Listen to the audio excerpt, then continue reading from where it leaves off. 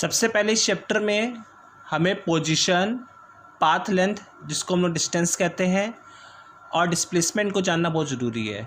ठीक है, तो सबसे पहले हम लोग पोजीशन की बात करते हैं।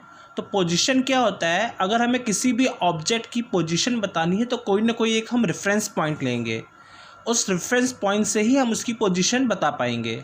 ठीक है, तो position of an object is always defined with respect to some reference point which we generally refers to as origin. और जनरली हम लोग जो रेफरेंस पॉइंट लेते हैं वो क्या लेते हैं, ओरिजिन लेते हैं। ठीक है, और अगर हमें किसी भी ऑब्जेक्ट की पोजीशन बतानी है तो हमें कोई दो फिजिकल क्वांटिटी पता होनी चाहिए। जैसे अगर आपको पोजीशन बताना है तो पोजीशन बताने के लिए हमें उसकी क्या कहते हैं एक्स और टी, टाइम और डिस्टेंस पता होनी चाहिए, तभी हम उसकी पोजीशन बता पाएंगे। ठीक है, अब हम लोग पढ़ते हैं नेक्स्ट, पाथ लेंथ और डिस्टेंस। डिस्टेंस क्या होती है कि this is the actual path that is travelled by an object. ठीक है, और ये क्या होती है, इनिशियल और फाइनल पोजीशन। ठीक है, और डिस्प्लेसमेंट क्या होता है अभी हम एक एग्जांपल से समझेंगे, तो डिस्टेंस और डिस्प्लेसमेंट में अंतर भी हम लोग समझ लेंगे। तो डिस्प्लेसमेंट क्या होती है, it is the change in the position of an object in a fixed direction. ठीक है, ये क्या होता है, किसी ऑब्जेक्ट का इनिशियल और फाइनल पोजीशन के बीच में चेंज होता है। ठीक है, और आपको पता है कि किसी भी टू पॉइंट्स के बीच में जो शॉर्टेस्ट डिस्टेंस होती है वो होती है एक स्ट्रेट लाइन। ठीक है, आइए हम डिस्टेंस और डिस्प्लेसमेंट को एक एग्जांपल से समझते हैं।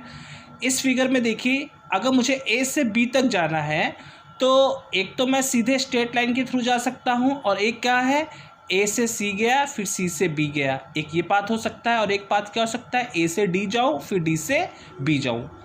तो ये तीन तरीके के पाथ है, बट द शॉर्टेस्ट क्या हो गया, ए से बी, ये जो स्ट्रेट लाइन है। ठीक है, तो ये जो शॉर्टेस्ट पाथ है ये क्या होगा, मेरा डिस्प्लेसमेंट। और ये जो एक्चुअल पाथ है जिसमें हमने ए से सी गए फिर सी से बी गए, तो ये क्या होगा, डिस्टेंस। या इस वाले लोअर पाथ में जो होगा ए से डी गए फिर डी से बी गए, तो ये क्या बताएगा, डिस्टेंस। ठीक है, तो इसीलिए जो डिस्प्लेसमेंट होता है वो क्या होता है, एक स्ट्रेट लाइन होती है, बिकॉज अगर हमें इन दो पॉइंट्स के बीच में शॉर्टेस्ट पाथ की बात करनी है तो वो शॉर्टेस्ट पाथ होगा स्ट्रेट लाइन। ठीक है, अब हम लोग एक सर्कल का एग्जांपल लेते हैं। आप एक सर्कल में आप देख रहे होगे, एक सर्कल है, और अगर हमें ए से बी तक जाना है तो या तो हम इसके डायमीटर के अलॉन्ग चले जाएं तो सीधे स्ट्रेट लाइन होगी, तो ए टू बी हम लोग जा सकते हैं, ऐसा पाथ ले सकते हैं, या ए से सी जाए और सी से बी जाए। तो इन दोनों पाथ में डिफरेंस क्या है कि ये जो ए से सी गया सी से बी गए, ये क्या होगा, हमारा डिस्टेंस। लेकिन ए से बी जो हम डायरेक्ट स्ट्रेट लाइन के थ्रू जा रहा है तो ये क्या होगा, हमारा डिस्प्लेसमेंट। ठीक है, क्लियर है। अब अगर हमें कई बार क्वेश्चंस आता है कि what is the difference between distance and displacement, so there are some differences between these two which I am going to elaborate. So पहला जो डिफरेंस है कि डिस्टेंस क्या है, हमारी एक स्केलर क्वांटिटी है, और डिस्प्लेसमेंट क्या है, एक वेक्टर क्वांटिटी है। ठीक है, और फॉर जो डिस्टेंस की बात करें तो मूविंग पार्टिकल के लिए डिस्टेंस कभी भी ज़ीरो और नेगेटिव नहीं हो सकता है। ठीक है, और यहाँ पे अगर हम इसकी बात करें डिस्प्लेसमेंट की, तो डिस्प्लेसमेंट ज़ीरो भी हो सकता है, पॉजिटिव भी हो सकता है और नेगेटिव भी हो सकता है। अब आप पूछेंगे कि ऐसा कैसे हो सकता है।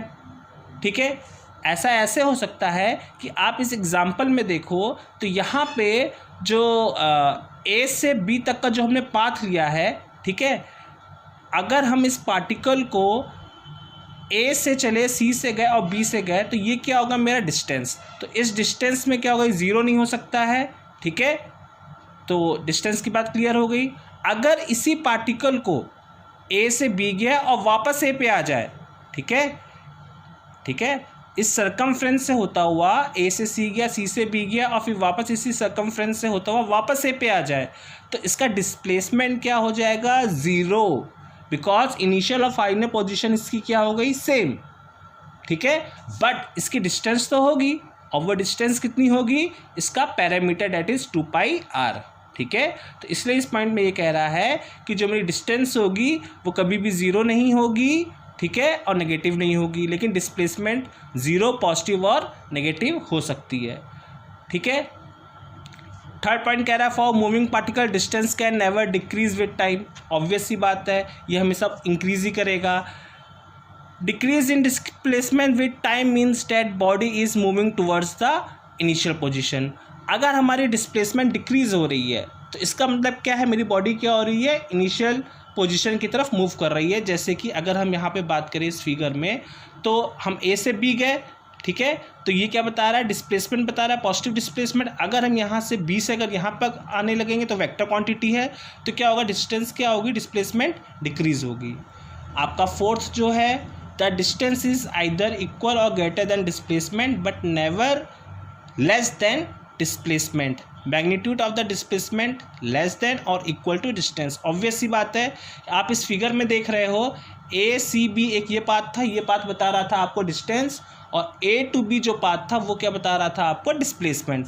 तो डिस्टेंस जो होता है वो या तो डिस्प्लेसमेंट के इक्वल होगा या उससे बड़ा होगा, लेकिन डिस्प्लेसमेंट कभी भी डिस्टेंस से बड़ा नहीं हो सकता, वो उसके इक्वल हो सकता है, ठीक है। तो ये पॉइंट भी क्लियर है, ठीक है।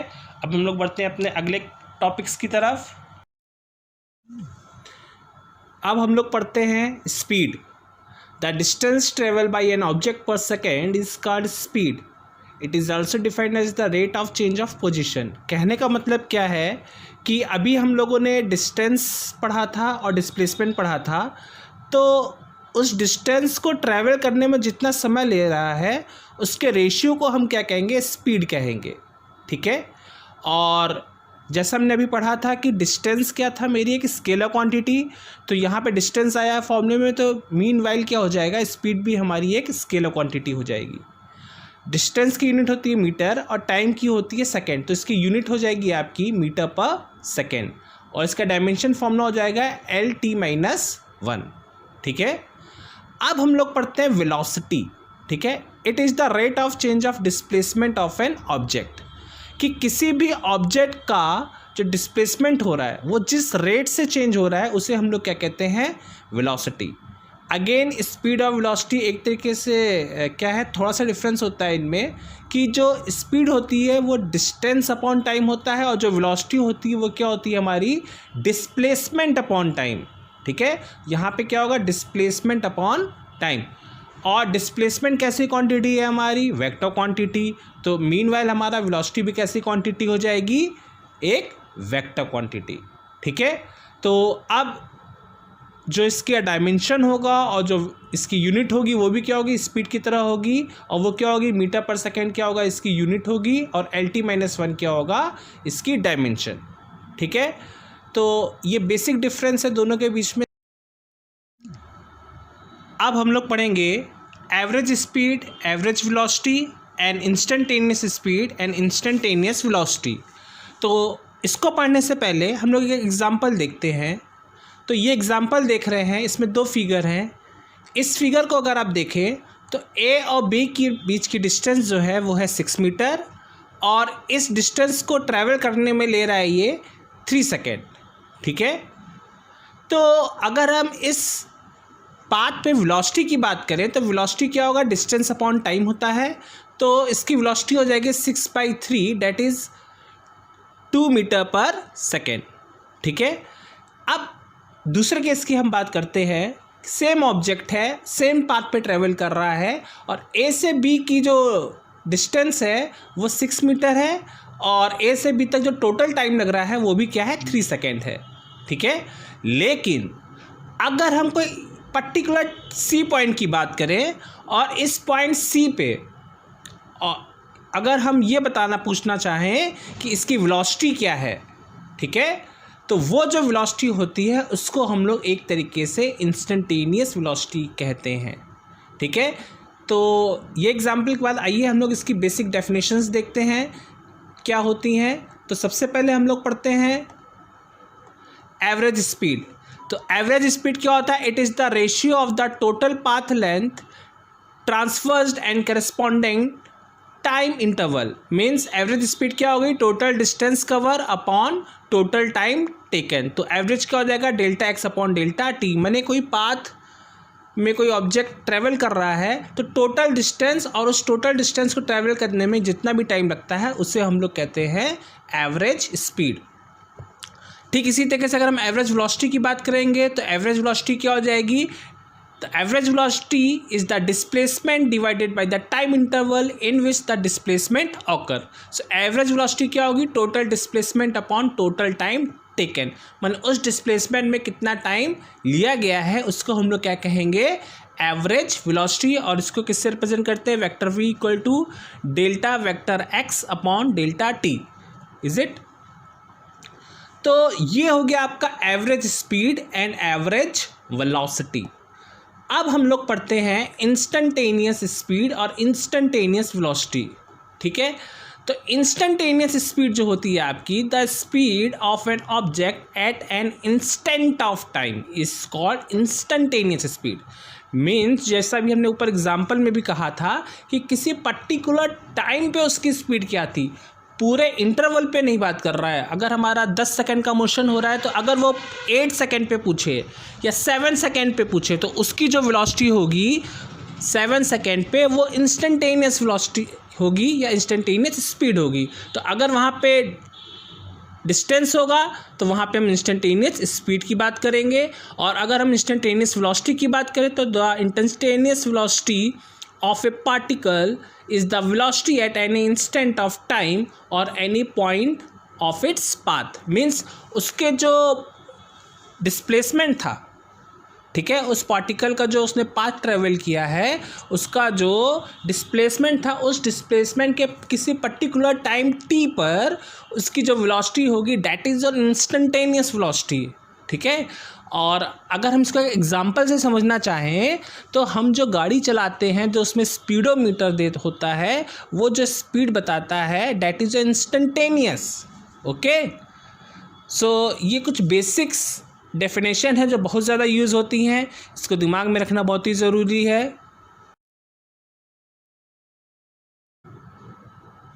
अब हम लोग पढ़ते हैं acceleration. The rate at which velocity changes is called acceleration। So acceleration की सिंपल सी जो डेफिनेशन है, the change in velocity per second is called your acceleration। So formula होता है acceleration equal to change in velocity upon time taken।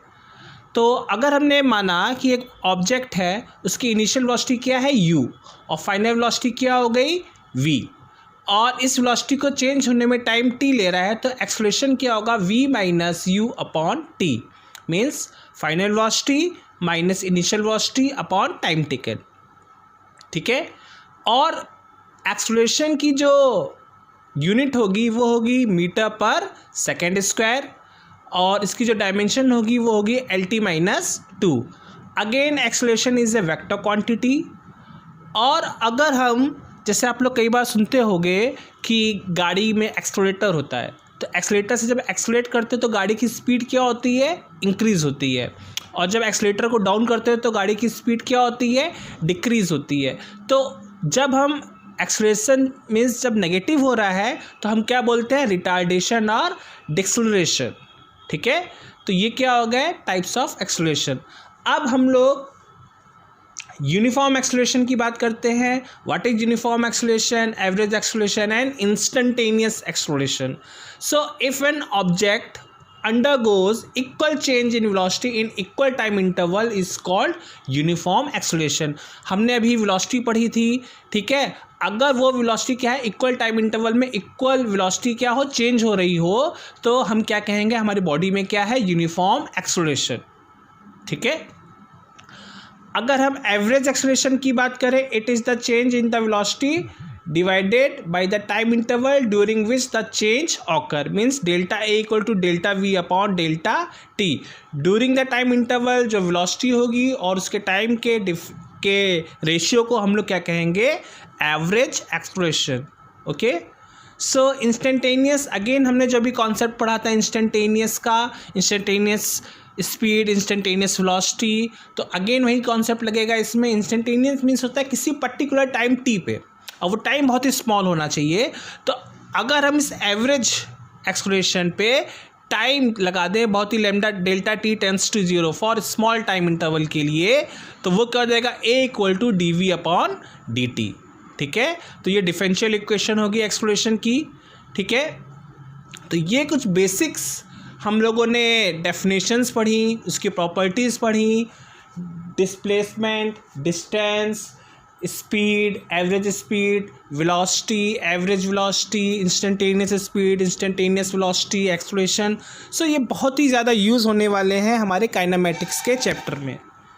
ठीक है, तो आज के लिए इतना ही। सो फिजिक्स को पढ़ने के लिए हमारे साथ जुड़े रहिए। Thank you very much, have a good day. If you like this video, please click subscribe to watch more such videos. Thanks for watching.